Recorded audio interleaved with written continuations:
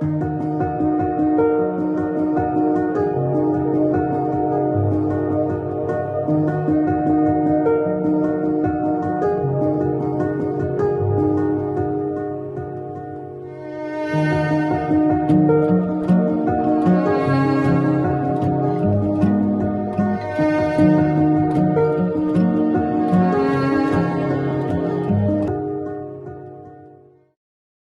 right, well, good afternoon. We've got a great meeting. We're going to meet with Päivi Räsänen, and she's an MP from Finland. I've interviewed her a couple times. Her story is just absolutely amazing. But let's just start by saying, Päivi, thank you so much for coming up. I think it's, or for coming in. I think it's 8 o'clock there in Finland. Yes. Is that correct? Yes, that is correct. But the sun is shining still. Okay. Because we are so north that it is shining almost all tonight. Oh, that's great. What time will the sun go down tonight? Yes, at this level where we live in the southern parts of Finland, it goes down for about 2 hours. Oh my gosh. But in the northern Finland, it doesn't go down at all. Yeah. That's amazing. Yes. All righty. Well, let's jump into things. I want people to know, most people who are going to be watching this haven't seen our earlier videos. So just kind of give a quick overview of what's happened to you. Why are we talking? We're a persecution channel. Why are we talking? Yes, this has been, I would say, an absurd process and very surprising process for me also that has lasted 4 years. And it started 4 years ago when from a Twitter post that I updated to my Twitter. And it was about the Pride event and the Finnish Evangelical Lutheran Church, which announced its official support to the Pride event. And it was shocking for me and for many other Christians. And then I posted the Twitter update where I asked the leadership of my church that how is it possible that my church is celebrating and supporting something that the Bible calls sin and shame as a matter of pride. And I also added there a picture, a photo from the Bible from the Romans first chapter, where Apostle Paul teaches about the same-sex marriages and or same-sex relationships. And after that, some citizens made a criminal complaint, and police started to investigate that. And when it came into the public, then there came other charges, other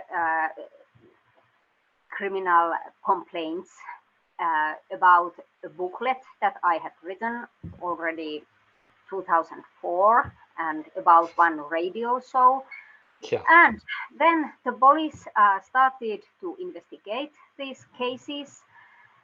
And the prosecutor general of Finland, she ordered the police to investigate this. I was interrogated for about 13 hours altogether in our police station about these issues. I would say my opinions and my views that are based on classical Christian views about human beings and sexuality and marriage. Yeah. And then the general prosecutor brought up charges against me.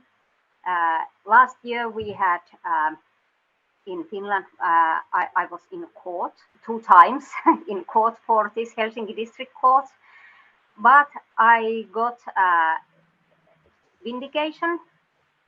The charges were dropped, or they were found to be baseless. Is that a fair way to say it? They were found baseless. So we had trials in Helsinki district court, but then the court gave decision vindication from acquittal, and but the prosecutors appealed to the next level of justice, to the appellate court, and now I'm waiting for the trial on August, in the end of August in our appellate court. So this has been a long process. It has lasted Gosh. 4 years, and it has been absurd. It has been even unreal, because in Yeah. Finland we have long roots of Christian beliefs, and also we have in our constitution, we have, of course, we have freedom of speech and freedom of faith. If you But say so. It doesn't sound like it, but keep going. yes, yes, but still, It's on the I'm books. yes, yes. So yes, Okay. I would So say that we have in Finland, we have, I'm very worried about the situation about our freedoms, these yeah, important freedoms of speech and religion. absolutely. And I think that's why it's so important to talk to you. And so just let me recap and let me make sure I got it. So there was a gay pride event. The Lutheran Church supported it. They were saying, my gosh, this is wonderful. And you came out and said, hey, what is the Lutheran Church doing, which I'm a member of? How can you be in support of this when the Bible says this? Yes, That's the gist of this thing. That's yes, the core of this thing, correct? And then the lead prosecutor for the country, so for us, it would be the head of the Justice Department in the US, doesn't get any higher, says, we're going to bring charges against you. And then the police investigate 13-hour, just starting with a 13-hour interrogation, yes, mind boggling. And then they say, there's no crime here. And then the prosecutor says, oh, yeah, there is. And we're going to go after her. yes. And then the courts acquit you, and then they take to the next level and the next level. Is that the bare bones of what's happened? Yes, yes, that is that is just the process that is going on. Yes, Yeah. And let me ask you a question. I think you're going to know where I'm going with this. But for you, this just creates hell in your life. I mean, it's an immense cost to carry. You're an MP. You're a congresswoman in the U.S. language. You've got a job to do. You've got a life to carry on. But what's going on where the police do a big investigation and say there's no crime? There's no crime. We can't charge her with anything. And the prosecutor, the head of the Justice Department, says, "Oh yeah, we're going after her." And then the courts say, there's no crime. And they say, well, okay, let's get her again. Let's go to another level. Why don't you describe, because this is what's happening everywhere. What is the point of this? Whether the government, here's a question to ask too. What does it cost the lead prosecutor in terms of effort to do this? They have government resources. They control the organs of state, and they can target you, and there's no cost to them. They can do it as long as they want, but they know there's a huge cost to you. So whether they win in the court, it doesn't matter, right? It's just mm, they're going to tie you down, they are going to punish you, and they're going to signal to everybody else, you keep your mouth shut or we're going to come after you. And I kind of answered my own question, but tell me, is that a good summary of what you think is happening?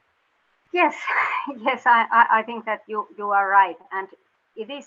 It has been peculiar that uh, the prosecutor and the police has put a lot of effort and money to this process. In Finland, where we we have we do not have so much police forces as on average in Europe, but and it has taken taxpayers' money. Yeah, terrible. It's a Yes, terrible waste of yes, taxpayers' funds to yes, fund her personal views yes, and to yes, attack people that she disagrees with, even though there's no laws being broken and all you're doing is practicing free speech. yes, yes. That is right. And Yeah, in fact, what I have spoken, I have not spoken anything. Uh, I have not used any ugly speech no, or any hate speech against anyone. I have all the time I have spoken that all people have equal value. We are all created as image of God, and God loves all people. But what I have said, it has been something that the church has been teaching for hundreds of years. uh, Thousands, yeah. uh, what has been the teaching of marriage and gender for Yeah, of church, the classical Christianity. So I find it very dangerous that if I would be convicted, it would yeah, mean that the time of persecution would really begin in our country, because then, as police said, when police investigated my case, police said that if my writings would be convicted, then the Bible should also be banned. It would be forbidden to have Bibles, that's right. because this is the the message what I have said, what Bible Yeah, teaches about these issues. So absolutely. And this is going on and everywhere. the prosecutor general, she has in public, she has said that if Päivi Räsänen is convicted, it is still uh, allowed to have Bibles in libraries, and Yes, you please. can discuss about these issues. Yes. But what is forbidden is it is forbidden to agree with Bible, with these Yeah. teachings. And You know, I think that is very crucial issue, because if you are Christian by heart, you agree with Bible, you agree with what God teaches about these issues. So it it's would so really, reminiscent. It's so yes, it would reminiscent of a country next to you, the former yes, Soviet Union, and yes, every Marxist state out there, and as well as tons of the states run by dictators. We have religious freedom, just don't bring it into the public square. And this is yes, where the liberals are leading the charge. And in the end, it's a political war, it's a culture war, and that should never bleed into the laws. So culture is something we wrestle through, we discuss, we debate, even shout, whatever. But that doesn't enter, the law doesn't enter into it, because there's a level playing ground. All ideas can come forward and everyone can promote their ideas and their opinions.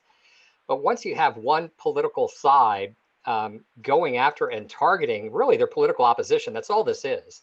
It's political opposition, and then using the organs of state, using the taxpayers' money and how many Christians, and then to say that you're going to outlaw, what you're going to do is tear up the Constitution and say there is no religious freedom.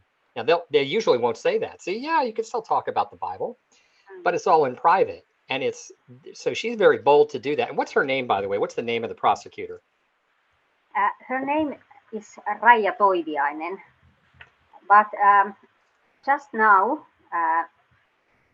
she has resigned, so there is a new one, but the process is still continuing. Yes. Yeah. And there are the prosecutor who is now in charge of this case. Her name is Anu Mantila. And you're suspecting that she'll have the same ideological bent, because this is Yes, just ideology. he has very strong uh,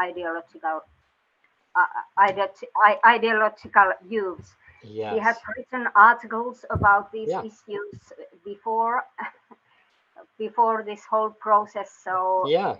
there are very strong ideological views. Absolutely.